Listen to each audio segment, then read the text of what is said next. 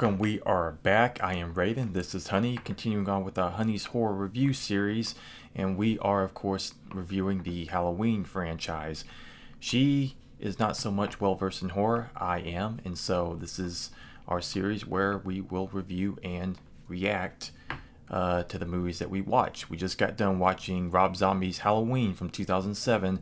Now, this, of course, coming off of Halloween Resurrection, where the series pretty much fell into a deep sleep after the fact, and we are now in remake territory. Walking away from this one, how do you feel about it? I don't really know.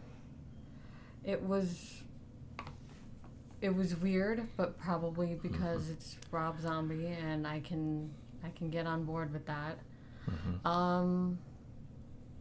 Yeah, the beginning was definitely kind of slow for me, kind of boring. I literally said that. I'm so bored.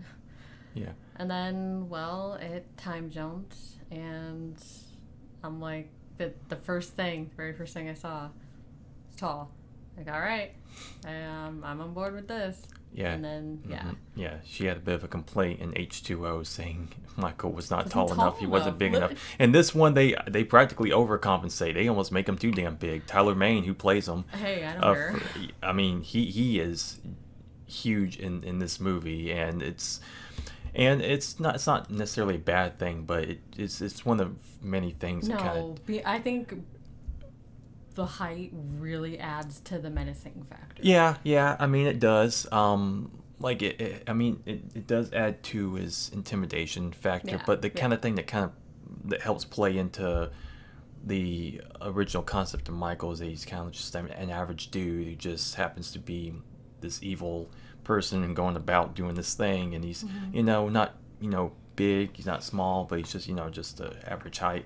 So I mean, yeah, so that's cool. Tyler Mane, I mean, does a really good job with the role. But yeah, the whole first half of the movie is basically is prequel-esque. It just goes, dives a lot more into the backstory of Michael Myers, which, for better or worse, I mean, yeah, this is what Rob Zombie did. He just basically comes from a broken family. I mean, it was bad. Yeah. It was. It's I guess I gotta give him points for that. It's typical Rob Zombie, where you watch any of his other films. I mean, he's always has the people with the long hair like he has, and always just kind of just straight up just trash people. I mean, there's hardly any decent actual people in this movie to really root for.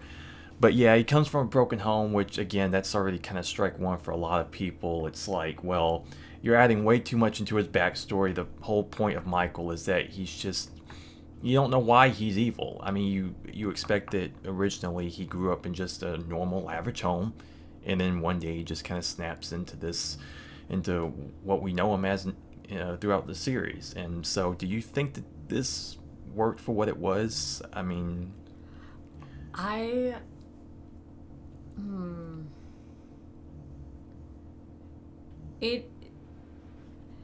It was hard for me to grasp on because it was a different Loomis, and I kind of had a fit about that.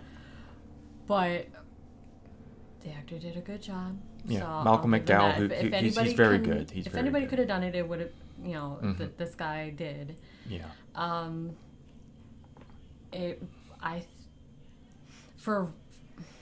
don't know. For anybody else's movie, it probably wouldn't have done it, but the way that Zombie did it, it did its job. Yeah. But yeah, going off of that, Michael McDowell, who did play Dr. Loomis in this one, he was in A Clockwork Orange amongst many other things. I mean, he's a really solid actor, and surprisingly, he actually claimed he had never seen Halloween before this. He had just basically done his own performance.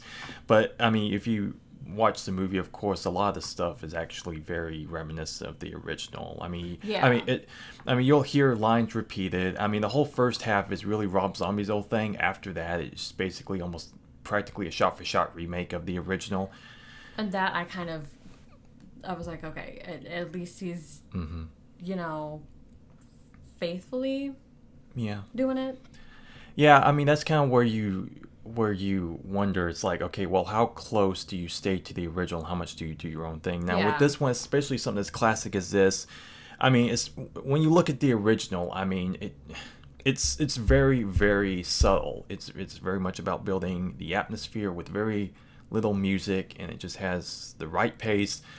Rob Zombie cranks this all the way up to 11, and he just does not hold back whatsoever. I mean, it's just the subtlety factor is completely gone from the start. I mean, Michael already, as a kid, winds up killing what, 4 people total before he actually is a grown up, and so Yeah. yeah. And Sherry Moon Zombie, who played his mother, Rob Zombie's wife, Okay. yeah, yeah. She's pretty decent in it. I know some people complain it's just like, well, that's just nepotism for you. He's always putting her in his movies, but I mean, she does fine, and you actually do feel bad for her, watching her go through what she's going through And then with this whole having thing happen. with Michael. Yeah, yeah, and Michael McDowell does do a good job. Is sort of trying to talk to young Michael and all of that. I mean, that's where some of the bright spots are, is really the sort of veteran actors like Malcolm McDowell and Brad Dourif will get to a little later. So yeah, I mean, you got to go through the whole backstory of him in the sanitarium and all that stuff, and it's just great. And we did watch the unrated director's cut, just so you know. So when you Okay, get to that the makes point some where sense. when you get to the point where Michael breaks out, in the theatrical cut is actually like 4 guards, like 4 cops or something like that. He basically breaks out of his chains, kills them, and then you cut to Danny Trejo's character getting killed off. And this one, it's just a full-on kind of like assault scene with the wards, with the handyman inside the facility, and it's like it's really kind of unpleasant to watch when you watch that. It's just probably a bit too much when you go there, but I mean, it's the at least right off the bat, Michael is kind of the hero in that moment, so to speak. Yeah, but I mean, yeah, once you kind of cut through all that, you jump to when he starts to get his basic clothing that you get throughout, and this is where you're introduced to Joe Grizzly, which I actually think is actually a pretty entertaining scene. Did you enjoy that moment at all? Which. Joe, when he gets into the bathroom stall and he first gets the Oh. jumpsuit and Oh, okay. yeah, That was. Well, I don't know how. If I would describe it as enjoying, I was like, all right, this Yeah, guy's well, trying to go to the yeah, bathroom. it's I one of the guess, few like or amusing, wank it, somewhat but, you know. lighthearted, just because of just the kind of humor. He's just like, I'm Joe Grizzly, bitch. He's played by Ken Foree. He's been in other Rob Zombie movies. He was actually on Keenan and Kel back in the day. A few, yep. Okay. Yeah, so I mean, after you get through the whole first half, then you again basically get to old school Halloween. Again, did you really think that was the best idea, or you think if Rob Zombie's already done his own thing, should he just go full on and just diverge from that, or do you think it was an alright idea If just to it's kind a of resurrection recreation, it should have at least a fair bit. Mhm. I mean, obviously taking your own little bit of yeah, brush to it, which he did. yeah, But if it was completely off the rails, crazy, like House of a Thousand Corpses crazy, yeah, I don't know that it would have been so enjoyable. I probably would have shut it off. yeah. I mean, when it first came out, I enjoyed it fine enough. I mean, that was kind of before I was even really as much of the horror fan as I am now, and so it's like, well, that's just remakes one after another, constantly coming out. So it's just like, well, this is being remade. As much as you don't want to see it, it is what it is. It's there. In this most recent viewing, I look at it as just like, well, I don't know if it holds up to me as much.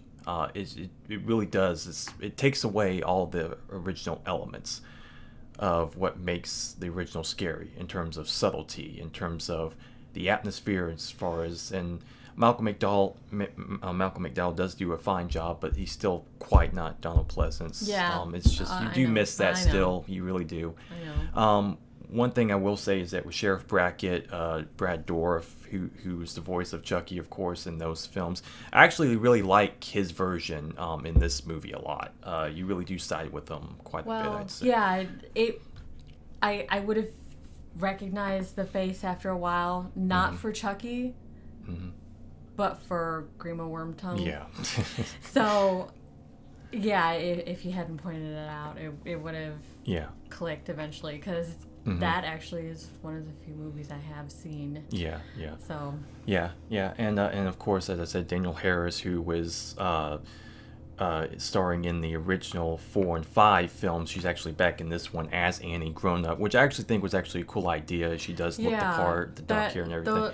That was a cool way to bring her back. And then, the one thing, I'm like, no, I don't think I really wanted to see that, but, it is what it is. Yeah, it's like when you watch those old sitcoms growing up, you see the kid, you see them as kids, and then when you start growing, when you actually start seeing them grow up on TV, you're just like, it's weird. It's just like, they're supposed to stay little forever. It's weird. It's one of those things. Yeah, I get that. But, like I said, from there on, it's basically just a retreading of the original, and it really just isn't as good. It completely destroys the lore of. And you know what? That's him doing his. Yeah, and I can appreciate that. I could yeah, you can. The parallels, obviously. Yeah. I felt better with that. Yeah. But it was still. Yeah, it's like like the first one. It's like Halloween's greatest hits, like all the kills, like the Linda kill with the knife against the wall, the choking her, except it's not a phone cord and all that stuff. It's just a little more gratuitous nudity, so this, pretty much. So I mean, that's there, and then the very end climax is a much more extended and much more drawn out. There's a lot more going on there, because he does borrow the storyline from Halloween 2, that they're related, that they're brother and sister, which of course the intention of that was for them to not be, but he does adopt that from part 2 and brings it into this, and for what it is, it's fine. But yeah, I get that. I suppose that makes sense. Yeah. I mean, especially at that point, still, by the time we get jump forward a couple of movies. That's pretty much been ingrained within the culture of what people know Halloween to be, whether for better or worse, or whether John Carpenter wanted that originally. I mean, that's kind of been the idea, especially with H2O, kind of backing off, riding off of the coattails of Halloween 2, following that storyline and all. So, yeah, I mean, it's just, for me, it's just, I probably won't care to watch this one as much again. It just doesn't hold up for me as it used to. It just, you would rather just watch the original, basically. So yeah, kind of. Yeah. So final thoughts on how you feel about Rob Zombie's Halloween? Going into it, I knew Rob Zombie. I know he's an interesting, putting it mildly, dude.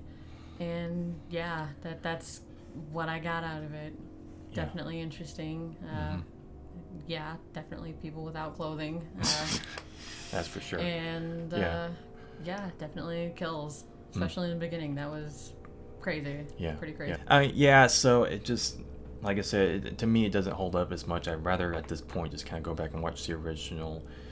Rob Zombie, he is a great director. I mean, he does have his own style. It just, he needs to be reeled in a bit at times. Like, I feel like if someone has their own story and ideas, but he comes on as director, and as long as he kind of holds back some of his intensity just once, I feel like he could actually really do some pretty solid stuff, because it does have its moments. It does. There are some really good shots, like towards the beginning with everyone's kind of frozen and you pan over to the car, Michael's in the back seat and stuff like that. But other than that, I mean, I'd probably give it about 2 at this point. It's just, okay movie for what it is. Rob Zombie, what else can you say? Anyway, that is our review of Rob Zombie's Halloween. We hope you enjoyed it, and next time we will be doing H2. He actually did do a sequel to this, in which I don't know how you'll feel about that one, but we will get to it. Anyway, thank you so much for watching, and we'll see you next time. Bye for now.